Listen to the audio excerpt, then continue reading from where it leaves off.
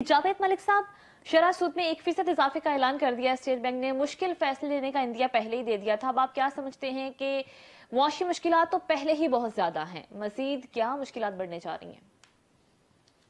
जी, मैं समझता हूँ कि जो लोग भी मुल्क की इक़्तिसादी सूरत हाल पे नज़र रखे हुए हैं, वो ये समझ रहे थे कि ऐसा फ़ैसला जो है वो एक्सपेक्टेड है, बिकॉज़ ऑफ़ कोर्स अफ़रात ज़र यानी इन्फ्लेशन जो है वो बढ़ती जा रही है, काबू में नहीं हो रही। बहुत सारे मेजर्स जो है वो हुकूमत ने लिए हैं और देखिए जब हुकूमत किसी हद तक नज़र आता है कि वो सिचुएशन को अरेस्ट नहीं कर पा रही, उसको डील नहीं कर पा रही, तो स्टेट बैंक को फिर स्टेप इन करना पड़ता है। और अभी हम देख रहे हैं कि ग़ालिबन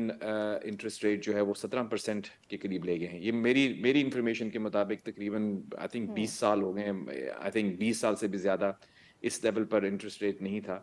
अगर आप इसको यूँ कहें कि एडमिनिस्ट्रेटिव डिसीजन है तो ये लेना पड़ रहा था। इसके अलावा कोई चारा नहीं था, क्योंकि जो बढ़ती हुई जो महंगाई है उसको रोकने के लिए हम ज़्यादा टेक्निकल डिटेल्स में नहीं जाएंगे, लेकिन ऑफ कोर्स इसका मकसद ये होता है कि अफरात ज़र को काबू किया जाए। तो उस हवाले से अगर हम इसको यूँ कह लें कि ये एक ट्रबल शूटिंग इकदाम था जो कि स्टेट बैंक ने किया, तो ये गलत नहीं होगा। असल में ये जितने भी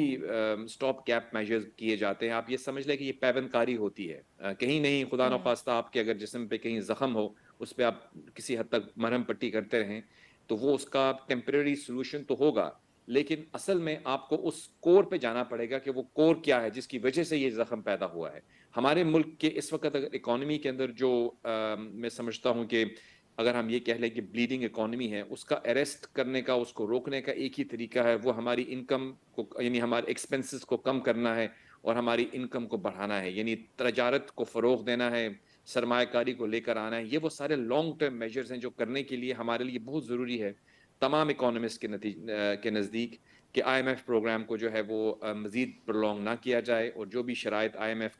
IMF ने आपको दी हैं, आपको वो माननी पड़ेंगी, क्योंकि आपके पास और कोई चारा नहीं है। क्योंकि जो दूसरा इसका रुख है, जो हम पहले भी डिस्कस कर चुके हैं, कि अगर खुदा न खास्ता आपका ये प्रोग्राम रिस्टोर नहीं होता,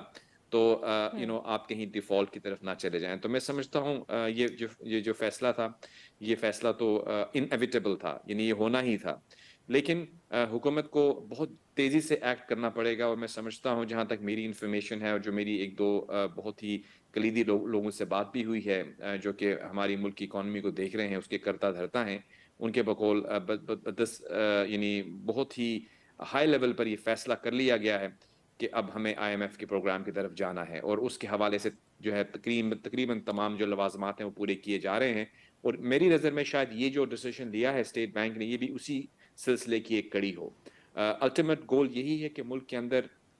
इकोनॉमिक स्टेबिलिटी लाई जाए, और उसको लाने के लिए सबसे फर्स्ट स्टेप होगा IMF प्रोग्राम, और उसके बाद जैसे कि मैं कह चुका हूँ आपको कई दफ़ा पहले भी, कि लॉन्ग टर्म इकोनॉमिक प्लानिंग, इन्हें रैशनल इकोनॉमिक पॉलिसीज़ की ज़रूरत है हमारे मुल्क को। जब तक हम वो नहीं करेंगे, हम इसी सिचुएशन, इस भंवर से हम नहीं निकल पाएंगे। तो हम उम्मीद करते हैं कि ये जो स्टेप लिया गया है, इसके बाद अब IMF का प्रोग्राम, और उसके बाद फिर गैर सियासी तौर पर, मैं समझता हूँ यानी नॉन पार्टिजन अप्रोच चाहिए आपको इकोनॉमी को रिस्टोर करने के लिए। आई होप कि